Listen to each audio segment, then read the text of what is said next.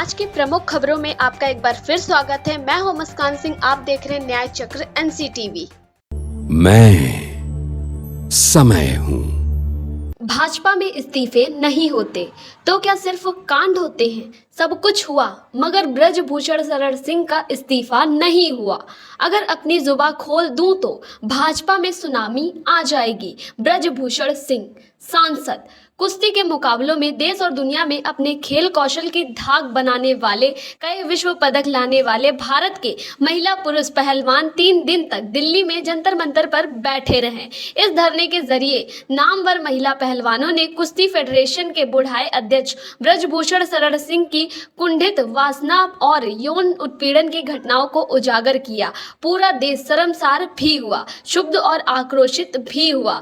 भाजपा सांसद ब्रजभूषण शरण सिंह के आचरण के बारे में जिस तरह के आरोप इन पहलवान युवतियों ने लगाए वे विचलित करने वाले थे। इनसे भारतीय कुश्ती फेडरेशन की डर्टी पिक्चर पूरे देश के सामने आई। शनिवार को खेल मंत्री अनुराग ठाकुर के साथ कथित रूप से 60 घंटे तक हुई चर्चा के बाद धरना उठ गया है या उठवा दिया गया है। एक कमेटी सरकार ने बनाई है, एक कमेटी इंडियन ओलंपिक एसोसिएशन ने बनाई है। इन दोनों की जांच की शर्तें टर्म्स ऑफ इंक्वायरी क्या होगी यह सार्वजनिक नहीं हुआ है। धरना उठ गया है लेकिन लड़कियां संतुष्ट नहीं हैं। उनका कहना है कि नामजद दोषी के इस्तीफे और उसे जेल भेजे बिना की जाने वाली जांच का कोई मतलब नहीं है। उनका क्षोभ जायज है, उसकी अनुगूंज भी हुई है। गोंडा ब्रजभूषण शरण सिंह के गोंडा में होने वाली नेशनल चैंपियनशिप में हिस्सा लेने गए दिल्ली, हरियाणा और पंजाब के 200 से ज्यादा पहलवानों ने चैंपियनशिप में भाग लेने से इनकार कर दिया है,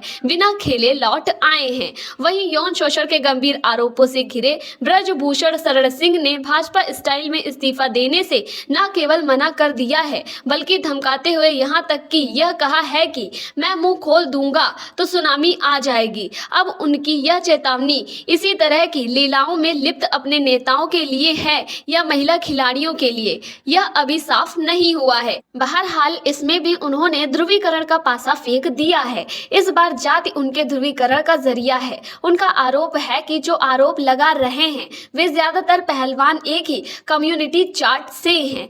इस सब के साथ सबसे महत्वपूर्ण उनका यह ऐलान है कि मैं इस्तीफा नहीं दूंगा, पार्टी का जो आदेश मिलेगा उसी को मानूंगा। उन्हें पक्का भरोसा है कि उनकी पार्टी भाजपा उनसे कभी इस्तीफा देने को नहीं कहने वाली। आरोप कैसे भी हो, कितने भी गंभीर या जघन्य जाहिर उजागर साबित प्रमाणित हो, भाजपा में इस्तीफे नहीं होते। वर्ष 2015 में ललित मोदी प्रकरण, जिसमें सुषमा स्वराज ही नहीं खुद प्रधानमंत्री तक लिप्त थे, उस वक्त देश भर में मचे शोर पर बोलते हुए सरकार के वरिष्ठ मंत्री राजनाथ सिंह ने कहा था कि किसी मंत्री का इस्तीफा नहीं होगा क्योंकि हमारे मंत्री यूपीए के मंत्रियों की तरह आरोप लगने पर इस्तीफा नहीं देंगे। उनकी बात पर हामी भरते हुए तब के केंद्रीय मंत्री बड़बोले रविशंकर प्रसाद ने उल्टे पत्रकारों से ही पूछा था कि आखिर आप वही सब क्यों चाहते हैं जो यूपीए के दौर में हो चुका है। उन्होंने स्पष्ट किया है कि यूपीए सरकार आरोपों और घपलों में फंसने पर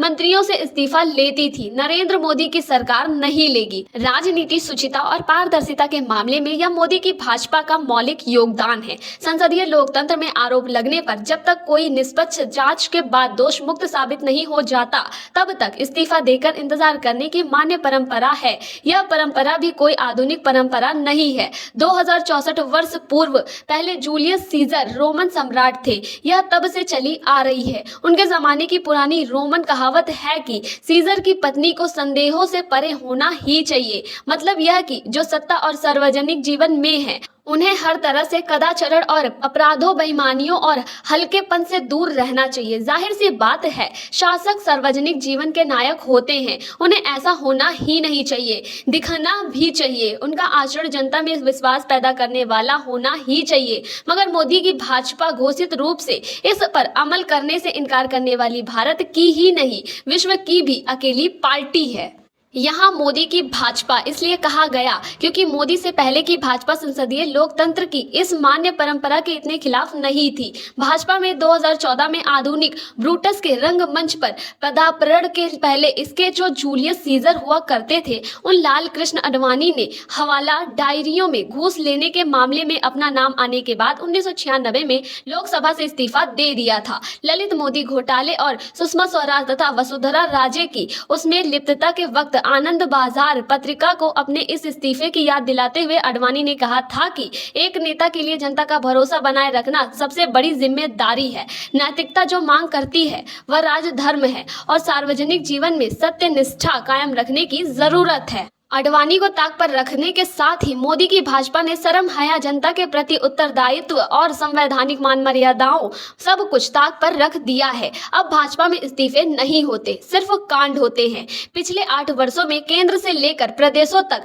भाजपा की सरकारों ने व्यापम से लेकर नोटबंदी, सीमा से लेकर घर के चूल्हे तक जनता और राष्ट्र के प्रति ऐसा कोई अपराध नहीं जो इन्होंने किया नहीं, मगर इस्तीफा एक का भी नहीं हुआ। यह सिर्फ संसदीय लोकतंत्र की विश्व द्वारा स्वीकृत परंपराओं का ही उल्लंघन नहीं है, इसके पीछे मोदी की भाजपा की वह वैचारिक धारणा है जो आरएसएस से उसे मिली है, जिसका संसदीय ढांचे और सार्वजनिक जीवन में शुचिता के स्वीकृत आधारों के साथ कोई रिश्ता नहीं है। यह वैचारिक धारणा उनमें आसारामों, राम रहीमों, चिन्मयानंदों के बीच ज्यादा सहज महसूस कराती हैं, ब्रजभूषण शरद सिंह के आचरण को सामान्य बताती हैं। ठीक यही वजह है कि बेहिसाब ठंड के दौरान भारत की शान कही जाने वाली लड़कियां जब जंतर मंतर पर बैठती हैं, तब वे सिर्फ अपने लिए नहीं बैठी होती हैं। सार्वजनिक जीवन से खत्म की जा रही शुचिता और उत्तरदायित्व को बचाने और इस प्रकार समाज को सभ्य और सुसंस्कृत बनाने की लड़ाई भी लड़ रही होती हैं।